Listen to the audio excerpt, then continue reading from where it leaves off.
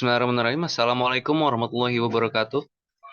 Perkenalkan, kami dari kelompok 6 yang beranggotakan dengan saya sendiri Abdullah Haimar Karim. Lalu ada Raisa Mutia Jawahari, yang terakhir ada Tita Helti Gumilang. Eh, Kami di sini sangat beruntung karena dapat membahas tentang etika, moral, dan akhlak. Karena menurut kami di zaman ini mungkin sangat penting dalam beretika, bermoral, dan berakhlak yang baik. Next, pertama-tama eh, latar belakang. Kenapa kami membahas tentang etika, moral, dan akhlak? Pertama itu mungkin alasannya adalah karena perkembangan budaya dan teknologi memang tidak dapat dipungkiri terjadi begitu pesat. Dalam era ini, kecanggihan teknologi membuat informasi sangat mudah terbentuk. Dengan begitu, eh, dengan begitu pula antara budaya dan saintek sebenarnya juga dapat saling mempengaruhi. Oleh karena itu, peran Islam seharusnya sangat dibutuhkan dalam perkembangan ini. Jadi dalam kami membahas ini, kami pun sekaligus melihat lingkungan kami, sekitar kami dalam kehidupan sehari-hari. Kita melihat dan melihat eh, individu-individu yang memiliki etika, moral, dan akhlak yang baik ataupun yang buruk.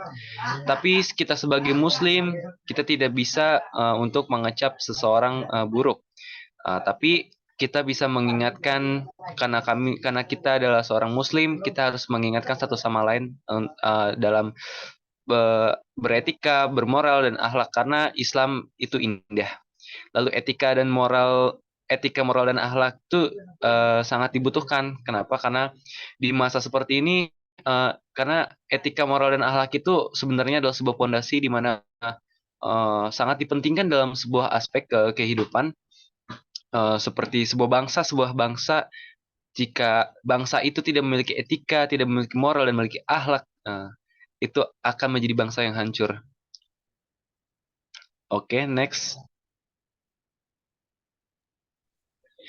Apa itu etika dan moral? Nah, di dalam poin ini akan dibahas langsung oleh teman kita, Raisa. Untuk Raisa, silahkan untuk dibahas. Baik, terima kasih. Etika dan moral. Etika dan moral itu berasal dari bahasa Yunani yang artinya ethos, sedangkan moral yaitu mores, yang artinya adalah adat kebiasaan. Jadi sudut pandang menurut etika itu standar baik dan buruknya itu menurut etika adalah akal seorang manusia. Sedangkan sudut pandang dari moral, standar baik dan buruknya itu berdasarkan adat istiadat sekelompok masyarakat. Oleh karena itu, rumusan etika dan moral bersifat lokal dan temporal.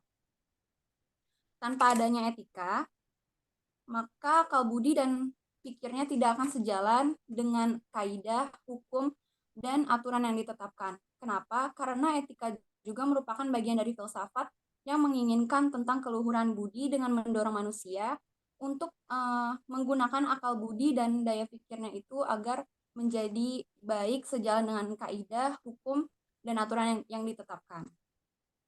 Next. Pembagian etika.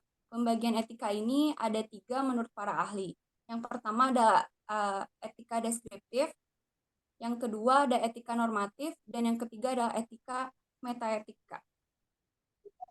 Yang pertama itu adalah etika deskriptif. Etika deskriptif itu menguraikan dan menjelaskan kesadaran pengalaman moral. Bisa dipahami juga sebagai pedoman bagaimana manusia hidup dan bertindak sebagai individu yang baik. Next. Etika normatif. Etika normatif kerap kali atau juga bisa disebut sebagai etika filsafati. Dalam pembahasannya adalah teori yang mempersoalkan sifat kebaikan dan keharusan memperbaiki tingkah laku. Yang ketiga adalah etika metaetika. Metaetika merupakan suatu studi analitis terhadap disiplin etika. Metaetika juga baru muncul pada abad ke-20. Metaetika sebagai suatu jalan menuju konsepsi atas benar atau tidaknya suatu tindakan dan peristiwa. Selanjutnya ada akhlak yang akan dijelaskan oleh Tita. Ya, terima kasih. Selanjutnya akan dilanjutkan oleh saya. Akhlak. Akhlak yaitu secara lugawi atau secara bahasa, akhlak berasal dari istilah bahasa Arab yang merupakan bentuk jamak dari kata khuluq yang berarti tabiat atau budi pekerti, kebiasaan. Adapun bila ditinjau secara istilah, akhlak atau khuluq adalah sebagai hal yang melekat dalam jiwa yang darinya timbul perbuatan dengan mudah tanpa melalui suatu proses pikir yang panjang. Jadi dari dua pengertian tersebut, akhlak merupakan bagaimana cara manusia berpikir. Akhlak merupakan suatu keadaan yang melekat dalam setiap jiwa.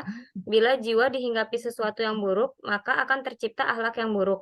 Dan apabila jiwa dihinggapi sesuatu yang baik, maka akan menciptakan akhlak yang baik pula. Oke. Selanjutnya, sifat-sifat akhlak. Sifat akhlak ada 4. Yang pertama, kebaikannya bersifat mutlak atau al-hasanah al-mutolaqoh, yaitu kebaikan yang terkandung dalam akhlak merupakan kebaikan murni tanpa tujuan lain, baik untuk individu atau masyarakat. Yang kedua, ada kebaikan bersifat menyeluruh atau al-hasanah al-syamilah, yaitu kebaikan untuk seluruh umat manusia. Yang ketiga, ada kebaikan bersifat tetap atau al-hasanah al-sabitah, yaitu kebaikan tidak berubah oleh waktu, tempat, atau perubahan kehidupan masyarakat. Yang keempat, pengawasan yang menyeluruh atau syumuliyah al-muraqabah, yaitu kebaikan bersumber dari Allah dan memiliki alasan karena Allah. Yang ini ada karakteristik akhlak. Yang pertama ada al-akhlak al-robbaniyah. Yang dimaksud dengan akhlak robbani adalah akhlak yang bersumber kepada wahyu Allah dan al-sunnah. Yang kedua ada akhlak al-insaniyah, yaitu akhlak manusiawi, yakni ajaran akhlak sejalan dan memenuhi fitrah insani. Kerinduan jiwa manusia akan kebajikan akan dipenuhi dengan mengikuti ajaran akhlak Islami. Yang ketiga ada akhlak al-syamilah, yaitu akhlak universal, yakni ajaran akhlak bersifat menyeluruh sesuai dengan kehidupan manusia, baik dalam dimensi vertikal maupun horizontal. Yang keempat ada al-akhlak al-tawazun atau akhlak keseimbangan, yakni ajaran akhlak yang memahami manusia memiliki dua sisi potensi naluri. Yang pertama ada naluri hewaniah dan naluri ruhaniyah, atau manusia memiliki unsur jasmaniah dan unsur ruhani yang membutuhkan pelayanan keseimbangan. Ajaran akhlak Islam akan menuntun kepada kebahagiaan dunia dan akhirat. Dan yang terakhir ada al-akhlak al-waqiyah atau akhlak realistik, yakni ajaran akhlak Islam memperhatikan kenyataan hidup manusia meskipun manusia telah dinyatakan sebagai makhluk yang memiliki kelebihan dari makhluk lain, tetapi manusia juga memiliki kelemahan. Ajaran Islam memberikan kemudahan dan keringanan dalam melaksanakan ajarannya. Ada dalam Quran Quran surat Al-Baqarah ayat 33 sampai 37 yang akan dibacakan oleh Abdullah Air Makarim. Baik, Bismillahirrahmanirrahim. A'udzu billahi minasyaitonir rajim. Bismillahirrahmanirrahim. Qala ya Adamu أنبئهم بأسمائهم فلما أنبأهم بأسمائهم قال ألم أقل لكم إني أعلم غيب السماوات والأرض وأعلم ما تبدون وما كنتم تكتمون وإذا قلنا للملائكة اسجدوا لآدم فسجدوا إلا إبليس أبى واستكبر وكان من الكافرين وقلنا يا آدم اسكن أنت وزوجك الجنة وكل منها رغدا حيث شئتما ولا تقربا هذه الشجرة فتكون من الظالمين فأزلهما الشيطان عنها فأخرجهما مما كانا فيه وقلنا اهبطوا بعضكم لبعض عدو ولكم في الأرض مستقر ومتاع إلى حين فتلقى آدم من ربه كلمات فتاب عليه إنه هو التواب الرحيم. Shadaqallahul Azim. Yang artinya, dia Allah berfirman, wahai Adam, beritahukanlah kepada mereka nama-nama itu setelah dia Adam menyebutkan nama-namanya. Dia berfirman, bukankah telah aku katakan kepadamu bahwa aku mengetahui rahasia langit dan bumi, dan aku mengetahui apa yang kamu nyatakan dan apa yang kamu sembunyikan. Dan ingatlah kepada kami berfirman kepada para malaikat, sujudlah kamu kepada Adam, maka mereka pun bersujud kecuali iblis. Ia menolak dan menyombongkan diri, dan ia termasuk golongan yang kafir. Dan kami berfirman, wahai Adam, tinggallah engkau dan istrimu di dalam surga, dan makanlah dengan nikmat berbagai makanan yang ada di sana sesukamu. Tetapi janganlah kamu dekati pohon ini, nanti kamu termasuk orang-orang yang zalim.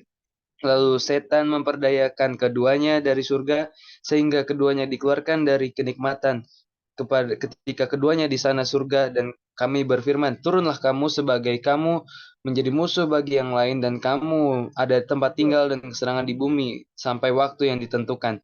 Kemudian Adam menerima beberapa kalimat dari Robnya, lalu dia pun menerima tobatnya. Sesungguhnya Allah menerima tobat dan Maha Penyayang. Lanjut. Baik, terima kasih Aymar. Selanjutnya akan saya lanjut kembali. Ada ruang lingkup kajian akhlak.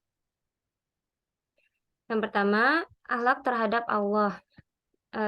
Kita harus mempunyai akhlak kepada Allah karena Allah adalah Tuhan yang menciptakan kita semua. Yang pertama, beribadah yang benar kepada Allah, contohnya kayak sholat 5 waktu gitu. Yang kedua, ada berdoa kepadanya dengan penuh yakin dan harap-harap cemas. Yang ketiga, ada tawadu. Yang keempat, husnuzon atau berbaik sangka kepadanya. Yang kelima, ada takwa. Yang keenam, tawakal. 7, berzikir. Dan masih banyak lagi. Ya, terus yang kedua ada akhlak terhadap manusia.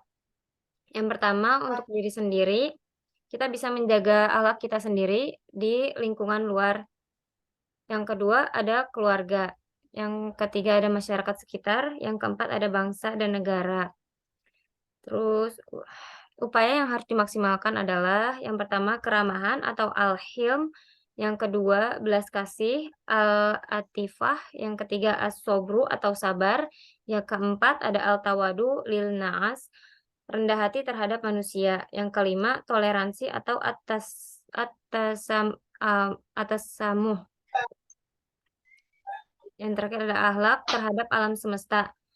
Yang pertama, melestarikan keasrian dan keindahan alam semesta. Yang kedua, mengelola alam secara baik dan benar. Ketiga, melakukan hal-hal positif yang berkaitan dengan keberlangsungan alam. Sini ada ayatnya. Wala tufsidu fi'ul ardi ba'da islahiha wa ud'uhu khaufan wa toma'a. Inna rahmatallahi qaribum minal muhsinin. Artinya, dan janganlah kamu berbuat kerusakan di muka bumi sesudah Allah memperbaikinya. Yang artinya kita juga harus menjaga alam semesta sekitar kita. Contoh ringannya yaitu jangan pernah membuang sampah sembarangan gitu, supaya tidak merusak lingkungan. Oke, ini ada quotes dari Nabi Muhammad SAW. Baca. Oke, lanjut aja. He who believes in Allah and the last day must either speak good or remain silent. Next. Oke. Oke. Jadi kesimpulannya dari presentasi kami yaitu etika, moral, akhlak begitu penting dalam kehidupan karena sebuah fondasi di mana seseorang dapat hidup sejahtera dan mensejahterakan manusia yang lain dan ciptaan-ciptaan Allah dan alam semesta. Kita mesti patut untuk ber apa ya seperti berakhlak kepada alam semesta pun kita ada akhlak dan cara kita memperlakukan alam gitu ya kan dan tidak boleh kita merusaknya karena Allah telah memperbaiki sebelumnya dan juga eh, ketika kita hidup berdampingan dengan manusia yang lain sangat penting bagi kita untuk menjaga perasaan satu sama lain karena itu kita butuh untuk belajar tentang moral, akhlak, dan etika. Karena etika pun sangat penting dalam kehidupan sehari-hari. Bahkan kita pun merasakan ketika seseorang ada yang tidak punya etika kepada kita, kita pun tidak enak. Gitu. Itu kesimpulan dari presentasi kami dari tadi. Terima kasih kepada Pak Hamid dan terima kasih kepada teman-teman semua, kepada teman-teman anggota, kepada Tita, kepada Raisa. Terima kasih telah menjelaskan. Sekian dari kami. Wassalamualaikum warahmatullahi wabarakatuh.